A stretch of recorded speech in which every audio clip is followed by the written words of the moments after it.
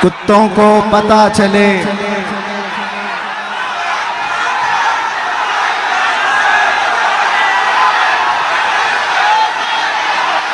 लब्बैक या रसूल अल्लाह, लब्बैक लब्बैक लब्बैक या रसूल अल्लाह, लब्बैक लब्बैक लब्बैक या रसूल अल्लाह, लब्बैक लब्बैक लब्बैक या रसूल अल्लाह।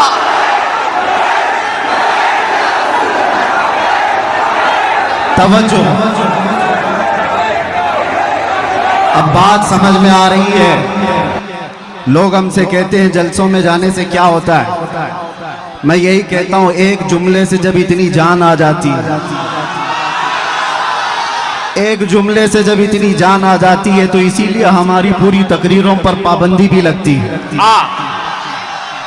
कि इसे ज्यादा बोलने ना दो, वरना फिर जो बरसों से बिस्तर पे पड़े हुए हैं वो लूले लंगड़े भी खड़े हो जाएंगे। मैं ये अपनी तारीफ में नहीं कहता, यहाँ पर मुझे पता है हर तरह के डिपार्टमेंट के लोग भी आए होंगे, सब जगह होते हैं, खुफिया तरीके से भी हमारी सारी रिकॉर्डिंग करने वाले, मुझे सब पता है। मैं होशो हवास में बोलता हूँ। मैं आज एक जुमला किसी साहब को पहुंचाना चाहता हूं। मेरे जेल में अंदर जाती ही चौकी पर पकड़कर मुझे तंज कसते हुए उसने कहा था, अच्छी तरह से हमने तुम्हें दिखा दिया, अब कितना बोलोगे, और अच्छी तरह से तुम्हारी यहां पर दुर्गत बन गई है। 6 महीने 8 महीने गुजर गए, अब इसके बाद तो ठंडे पड़ी जाओगे। बहुतों को हमने यहाँ देखा है, आने के बाद सब गोशा नशीन हो जाते हैं। वो साहब तक मेरा पैगाम पहुंचता है तो मैं आज उनको जवाब दूंगा।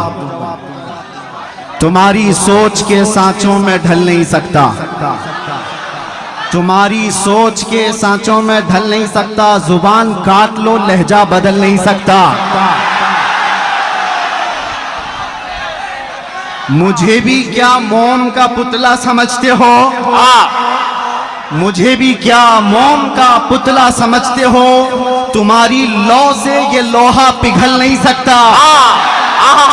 क्या कहने हैं, जिंदाबाद। इश्क रसूल सल्लल्लाहु ताला अलैहि वसल्लम की गर्मी लेकर जो चलता है, उसे किस बात का खौफ है, किस बात का डर है? कल भी हम यही कहते थे, खौफ ना रख रजा जरा, तू तो है आब्दे मुस्तफा, तेरे लिए अमान है, तेरे लिए अमान है। आज भी हम यही कहेंगे। मैं नौजवानों को एक बात बताने के लिए आया हूं। ऐ अजीजों, मैदान में बैठकर नारे लगाना यह अलग बात है। मुस्तफ़ा करीम सल्लल्लाहु ताला अलैहि वसल्लम से इश्क का दावा करते हो तो ये इश्क बड़े इम्तिहान भी लेता है, ये मोहब्बत बड़े इम्तिहानात लेती है। अगर उन सारे इम्तिहानात के लिए तैयार हो तो लब्बैक का नारा लगाओ, वरना सारे नारे तुम्हारे सिर्फ दिखावे के हैं। तुम्हारा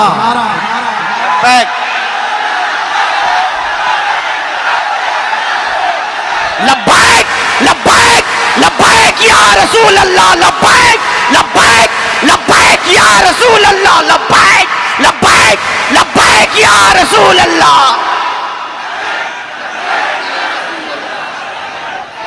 तवज्जो, आपसे मैं बदगुमान भी नहीं, उड़ीसा वाले और खास तौर पर रावरकिला वाले। 2 घंटे के मेरे सफर में हमारे साथ रकीब खान साहब ने बहुत कुछ आपकी दास्तानें सुनाई। कई लोग अंदर जाते हैं आते हैं, अंदर जाते हैं आते हैं। बहरहाल यहाँ का माहौल है अगर, तभी मैंने समझा कि इतने दूर दराज उड़ीसा के लोग मुझे क्यों बुला रहे हैं, इसलिए कि बुज़दिल लोग जल्दी मुझे बुलाते भी नहीं।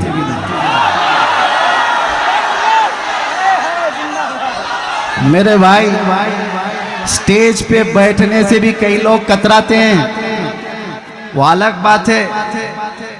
कुछ लोग नीचे सेल्फी ले लेंगे, स्टेज पर बैठने के लिए मैंने महसूस किया है कई लोग डरते हैं कि कहीं हम पर भी केस ना हो जाए। आपको पता है, करीब में 1.5 साल पहले की बात है, उत्तर प्रदेश में एक मौलाना साहब हमारे साथ बैठे, लब्बैक लब्बैक लब्बैक कह रहे थे। दूसरे दिन उनको थाने बुला लिया गया। वो डरे सहमे हुए गए, जो भी रिपोर्ट हुई। रात को मुझसे कहने लगे फोन पर कि हजरत मेरे साथ तो ऐसा हो गया, ऐसा हो गया, ऐसा हो गया। ये मेरे तो अंदर जाने से पहले की बात थी। मैंने उनसे कहा था मौलाना अभी शर्मिंदगी किस बात की, थाने बुलाया गया तो फख्र करो, चोरी पे नहीं बुलाया गया, अपने नबी के नाम पर बुलाया गया है। क्या कहने, किस बात का डर है? इसीलिए मैंने कैद खाने में अंदर बैठ करके एक कलाम लिखा था जिसका ये शेर था, फख्र है इस बात पर कैदी बना हो उस नाम पर, फख्र है इस बात पर कैदी बना उस नाम पर, ये तो है सुन्नत बिलाली बन गई किस्मत मेरी। ये तो है सुन्नत बिलाली बन गई किस्मत मेरी। बेड़ियां हाथ में क्या गर्दन में भी डाल दो आप, है उन्हीं के नाम का सब जिंदगी और मौत मेरी। इसलिए करता है झूम कर सलमान अब, कैद थी ना जेल था, जेल थी ना कैद थी, बढ़नी थी बस इज्जत मेरी। ये एक रिहर्सल था, कैद थी ना जेल थी, बढ़नी थी बस इज्जत मेरी। अल्लाह करीम किस रास्ते से गुजारता है और कहां तक पहुंच जाता।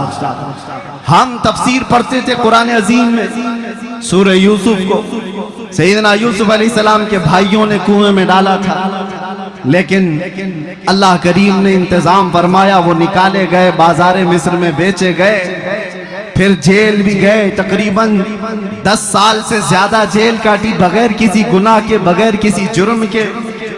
सबर आसान नहीं होता मेरे अजीजों, जेल के अंदर एक दिन जो साल भर के बराबर लगता है। उस नबी को याद करके बाहर रह करके वो फील नहीं कर सकते थे कि कैसा कैद काटा होगा बगैर जुर्म के। और उसके बाद वापस आते ही रब तबारक व तआला ने उनको वजीर आजम की कुर्सी पर बिठा दिया। जेल से निकले सीधे बादशाह के वजीर आजम की कुर्सी पर। ये मरहले होते हैं। रब तबारक व तआला फरमाता है वकज़ालिक मक्कन्ना लियूसुफ फिल अर्द, इसी तरह से हमने जमीन में यूसुफ को तकवीयत दी, करार दिया। ये रब के फैसले हैं। इसीलिए मैं कहता हूं मुझे जरा बराबर भी आर और ऐब महसूस नहीं होता। जेल में जाकर के आने वाला मुंह छुपाकर घूमता है, वो डर डर करके घूमता है, इज्जत चली गई, जेल चले गए थे। कसम रब्बे जुल जलाल की एक दिन भी ऐसा ख्याल नहीं आया, एक दिन भी ऐसा ख्याल नहीं आया। बल्कि मैं दुनिया को ये दिखाता हूं ये दीवानों का हुजूम क्यों है। आज दुनिया सेलिब्रिटीज को देखने के लिए भीड़ लगाती है और ये दीवानी उम्मत है मुस्तफा के कैदी को देखने के लिए भीड़ लगाती है। मिजाज कुछ और है, उम्मत का मिजाज कुछ और है।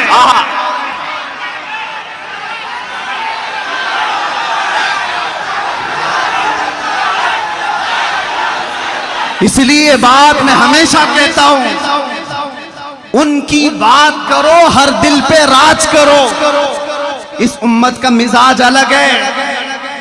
यहां सिर्फ चमकने वाले चेहरे और लाली पाउडर के दीवाने ही नहीं मिलते।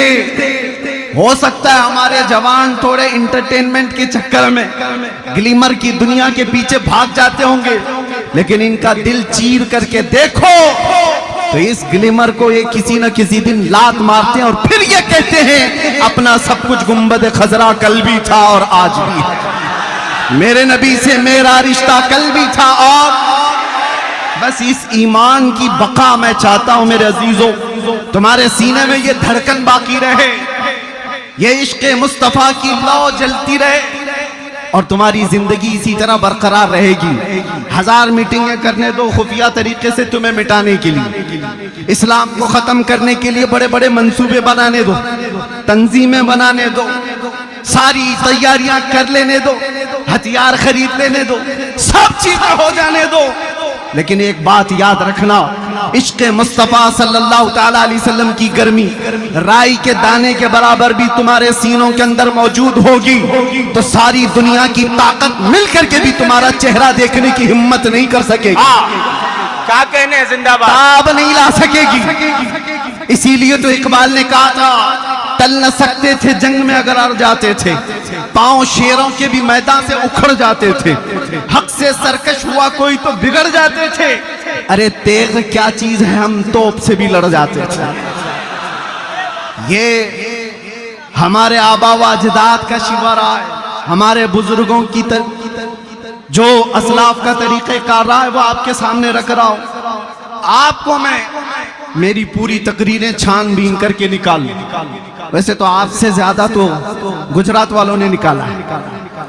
मेरे ख्याल से रोजाना सुबह से शाम तक तकरीरी सुनते थे, हमारी सुनते सुनते निकाले, इसमें से कुछ तो निकाले, निकालते रहे। बहरहाल मैं एक बात बताऊं, पूरी तकरीरों में मेरे कहीं पर भी बताओ, क्या मैंने तुम्हें नेजा, बंदूक, बारूद, बम, ये सारी चीजें हथियार जमा करने के लिए कभी एक बार भी कहा?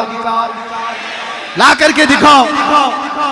इसलिए कि हम उस गरीब नवाज के गुलामों में से हैं जो हिंदुस्तान आए थे तो गुदड़ी पहन करके आए थे और आज लाखों दिलों पर राज करते हैं। वो कौन सा तोप लेकर के आए थे, कौन से बंदूकें उठा करके आए थे? हाँ, उस जमाने में और भी बादशाह आए थे।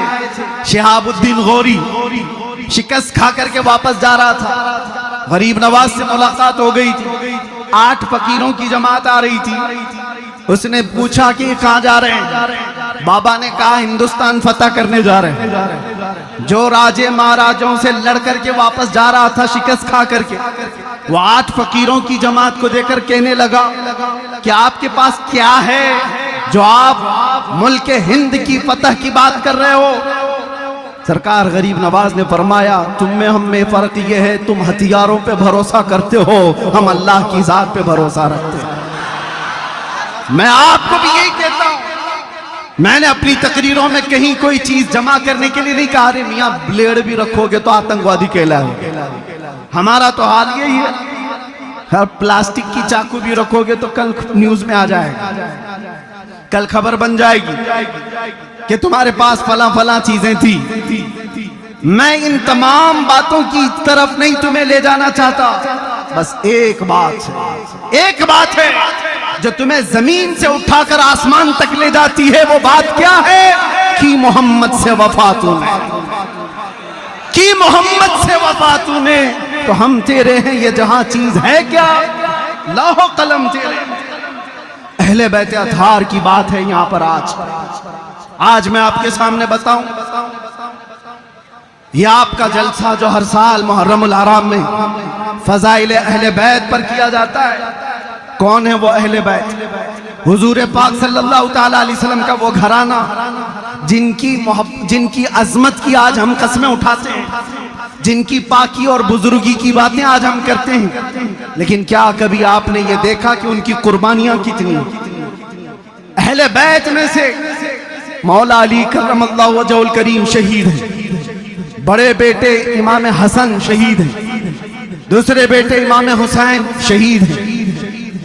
नीचे नस्ल में आओ, ज़ैद इब्ने अली शहीद हैं। सब जुल्मन शहीद किए हुए लोग हैं। अहले बैत का पूरा घराना इस्लाम के लिए कुर्बान हुआ।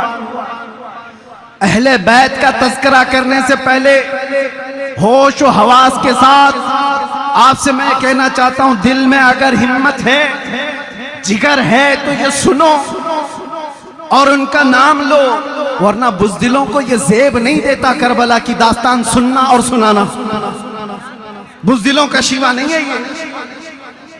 करबला रोने धोने और मातम करने के लिए नहीं सुनाए जाते। करबला इसलिए सुनाए जाते हैं कि बुझे हुए दिलों में ईमान ताजा हो जाए, 80 साल का बूढ़ा 25 साल का जवान लगने लगे, उसके अंदर जज्बा हो हक के साथ खड़े होने का और बातिल से डटकर मुकाबला करने का। यही अहले बैत अतहार का मैसेज है हर जमाने में। मेरे अजीजों, मैं चंद मिसालें आपको दूं। सैयदना अली मुर्तदा रज़ियल्लाहु ताला अन्हु को जुल्मन शहीद किया गया कि नहीं? मस्जिद में शहीद किया गया। आपके बड़े बेटे सैयदना इमाम हसन मुज्तबा रज़ियल्लाहु ताला अन्हु किस बात पर? जहर देकर के शहीद किया गया है। एक बार नहीं 5 बार जहर दिया गया था। इमाम हसन की अंतड़ियां कट करके मुंह से बाहर आती थी। ये रसूलुल्लाह के नवासे की बात कर रहा हूं। और मेरे आका सल्लल्लाहु ताला अलैहि वसल्लम के दूसरे नवासे सैयदना इमाम हुसैन, उनका वाकया तो पूरी दुनिया भर में ऐसा मशहूर है जैसे सूरज की रोशनी मशहूर है। उम्मत मुस्लिमा क्या, दूसरे गैर मज़ाहिब वाले भी जानते हैं इमाम हुसैन की शहादत को। 22,000 का लश्कर 82 लोगों से कैसे लड़ रहा था। भूखा और प्यासा रख करके उनको तड़पाया जा रहा था। एक एक बच्चे को शहीद करके, अरे 6 महीने के बच्चों को भी नहीं छोड़ा गया। ये शहादत के वाकयात सुने हो कि नहीं सुने हो? ये अहले बैत की कुर्बानियां मैं तुम्हारे सामने रख रहा हूं। वो इसलिए रख रहा हूं कि अहले बैत का नाम लेते हो तो फिर घर में गर्म रोटियां और मुर्ग खा करके दीन की बात करना, ये अहले बैत की मोहब्बत नहीं। तुमसे कुर्बानियां मांगी जाएंगी। अगर तुम सच्चे मुहिब्बे अहले बैत हो, हर जमाने के यजीद के साथ लड़ने की ताकत भी होनी चाहिए। हर फितनों के बादशाह से मुकाबला करने की ताकत होनी चाहिए। आपको पता है इमाम हुसैन मुज्तबा रज़ियल्लाहु ताला अन्हु अपने जवान बेटों के साथ शहीद हुए हैं करबला के मैदान में। बचा कौन था? सिर्फ इमाम ज़ैनुल आबिदीन बेटों। और उसके बाद आपकी औलाद हुई। इमाम ज़ैनुल आबिदीन के बेटे थे सैयदना ज़ैद, जो इमाम बाकर के भाई हैं। सिर्फ और सिर्फ 40 साल की उम्र में वक्त के बादशाह, उसके फितनों के मुकाबले में आपने अलल ऐलान लोगों को जगाना शुरू किया। रसूलुल्लाह के घर वालों की आदत ही ये है, वो दीन इस्लाम पर कभी धब्बा बर्दाश्त नहीं कर सकते। आज भी होना यही चाहिए। जो सादाते किराम हैं, गद्दी नशीन हैं, उनकी कुर्बानियां भी दी जाएंगी। और अगर वो बाहर आकर अवाम में बेदार करने का जज्बा नहीं रखते तो फिर आपकी तरफ से भी लोग सवालिया निशान उठाएंगे। एक तरफ तो रसूलुल्लाह का घराना, सबसे बड़े सज्जादा नशीन तो इमाम हुसैन, उनसे बड़ा कौन है? लेकिन अपना पूरा खानदान लेकर के मैदान में आए।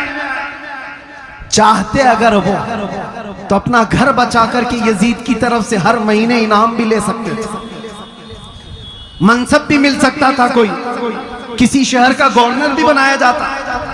लेकिन आपका मकसद सियासत हासिल करना ही नहीं था, खिलाफत हासिल करना ही नहीं था। आपका मकसद यह था कि क़यामत तक आने वाले मुसलमान कभी किसी जालिम को इमाम तस्लीम ना करें। ये हुसैनी मिजाज है। आज हम अपनी मस्जिदों में क्या किसी शराबी को इमाम बनाते? क्या किसी चोर को इमाम बनाते? नहीं बनाते। ये दिया हुआ मिजाज इमाम हुसैन का है। अगर वो इमाम मान लेते यजीद को तो हम भी कहते हमारी मस्जिद का इमाम चोर जानी हो जाए तो क्या फर्क पड़ता है? रसूलुल्लाह के नवासे जब उसको इमाम मान सकते हैं। इस मिजाज को वहीं पर खत्म किया गया था। मैं हजरत ज़ैद इब्ने इमाम ज़ैनुल आबिदीन की बात कर रहा हूँ। सिर्फ 40 साल की उम्र में हुकूमत के खिलाफ जब खड़े हुए थे, कितनी आजमाइशें हुई थी। कूफा वालों ने उनको भी बुलाया था। 50,000 लोगों ने हजरत ज़ैद के हाथ में भी बैत की थी। कूफा वालों की आदत ही है। और उसके बाद बनु उमैया का जालिम बादशाह हिशाम बिन अब्दुल मलिक आपको कत्ल करवा दिया रास्ते में। आपका सर अलग किया गया। दिमश्क